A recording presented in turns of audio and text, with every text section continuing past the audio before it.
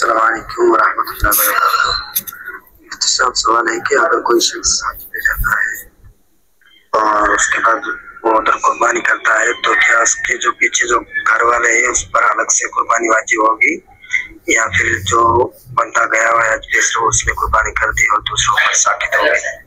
क्या ये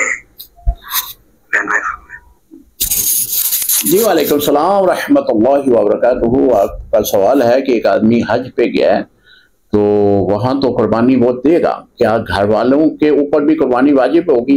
जी मोहतरम, अगर घर वाले साहिब नसाब हैं तो उन पर भी कुर्बानी होगी। घर के जितने लोग साहिब नसाब हैं सब पे कुर्बानी वाजिब है। हमारे यहाँ मैं कई बार ये बात अर्ज कर चुका हूँ, हमारे यहाँ ये तरीक़ेकार है कि घर का एक फर्द जो है वो कुर्बानी दे देता है और ये समझा जाता है कि सब की तरफ से कुर्बानी अदा हो गई, जबकि ऐसा नहीं है।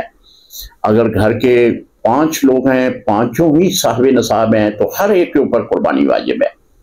घर में 5 औरतें हैं और पांचों ही साहिब नसाब हैं तो पांचों के ऊपर ही कुर्बानी वाजिब होगी।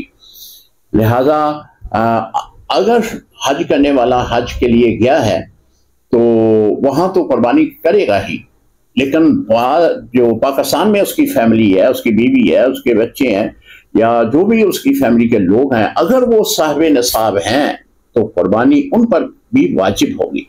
अस्सलाम वालेकुम रहमतुल्लाहि व बरकातुहू।